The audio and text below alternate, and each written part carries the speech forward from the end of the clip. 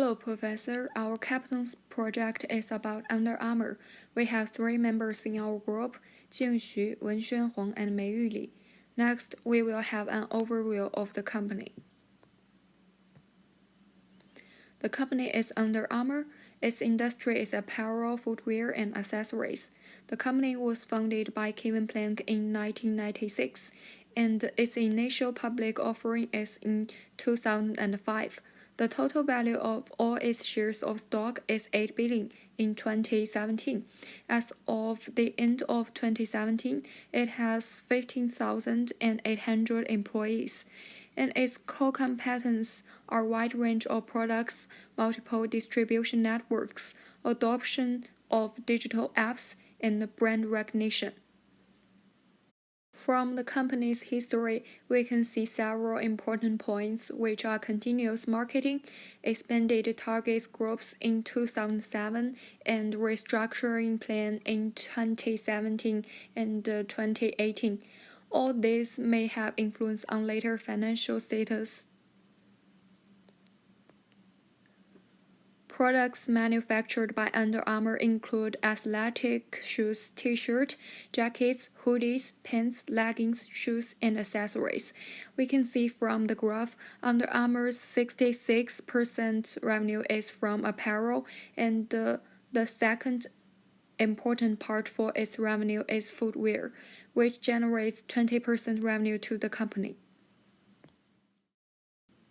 Under Armour sells products directly to North America, Europe, the Middle East and Africa, Latin America, and Asia Pacific operating segments, and through websites globally. From the graph, we can see that North America is Under Armour's core market, and the Middle East and Africa is its second largest market.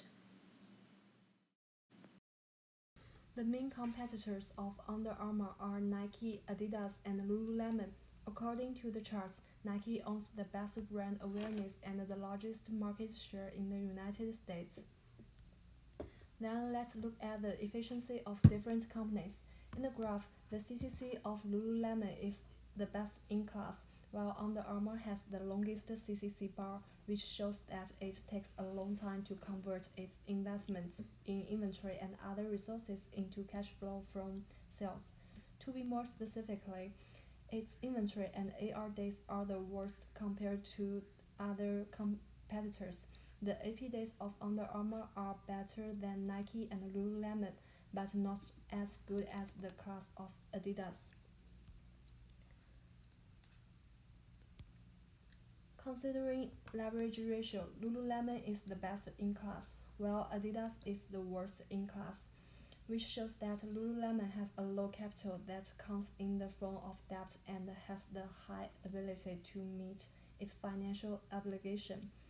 As shown by the liquidity graph, Lululemon has the highest current and quick ratio, indicating that it has the greatest capability to meet short-term debt obligations, whether or not the inventory is included. For Adidas, by subtracting inventory from current assets, the quick ratio is less than 1, which means that Adidas cannot convert its current liabilities without its inventory. Under Armour has enough resources to pay its debts and survive a sudden disruption because both current ratio and quick ratio are greater than 1. For profitability comparing with competitors, Lululemon does the best in class, as its gross profit margin is 52%. Meanwhile, Under Armour also has a good gross profit margin at 45% and does better than Nike. However, the net profit margin of Under Armour is lower than zero at negative 0.97%, which is pretty bad. From that, we can analyze that there exists some indirect cost problems, and for Under Armour, it has an increased SG&A expense. By summarizing from the benchmark, we found Under Armour has 5 basic issues as shown. Among that, there are 2 issues related to supply chain issues. The first one is that the days in inventory is pretty high at 138. Secondly, the SG&A expense is too high. Facing these two issues, we form three recommendations. First, by looking up selected financial data in 10K, we found that the SG&A expense kept in an increasing trend, and there is a restructuring and impairment charges happened between 2016 and 2017, which largely increased the cost and lead to the final negative net income in 2017. The key issue for the increased SG&A expense is the high warranty cost.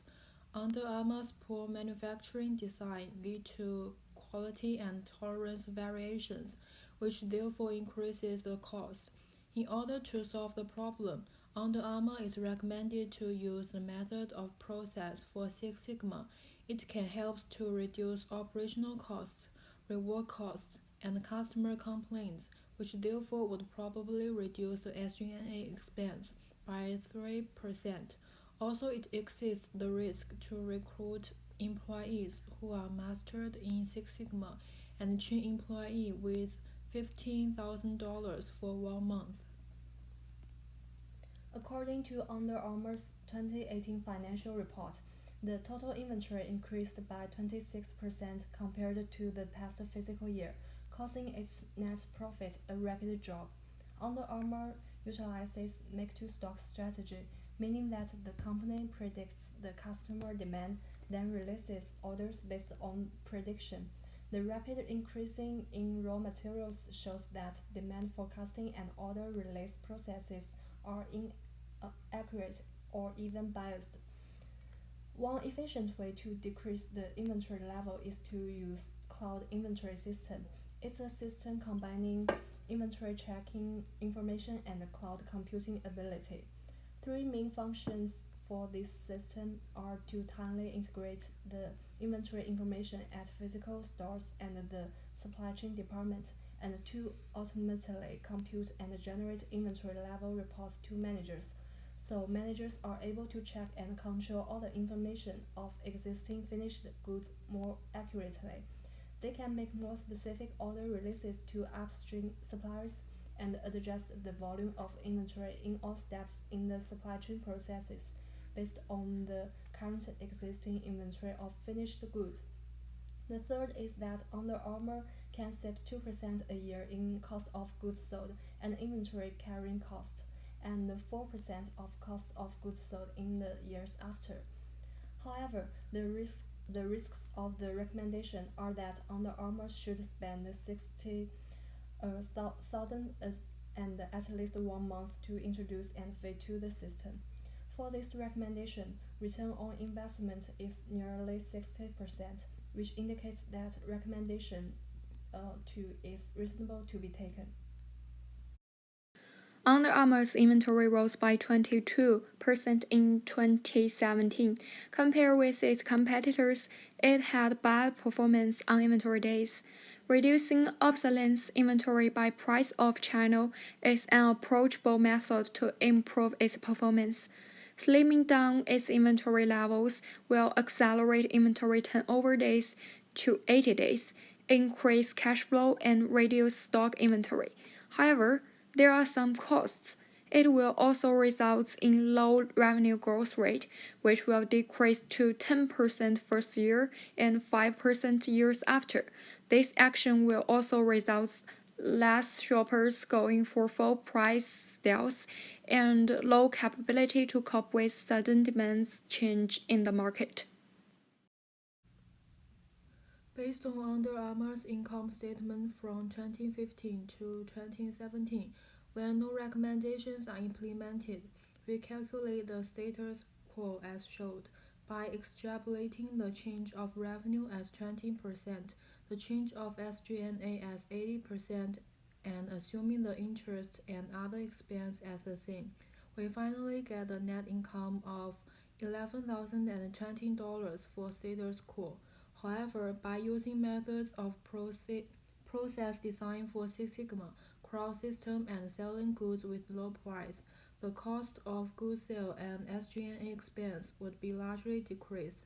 Even though the use of new system and method would partly increase the SG&A expense in 2018, the SG&A expense would keep in a decreasing trend, in the following years by gaining the profits from the implementation of the new system. To sum up, by implementing those three recommendations, we test the outcome of this change would finally lead to the increase of the net income to near 300,000 and keep increasing in the following years. Thank you for listening.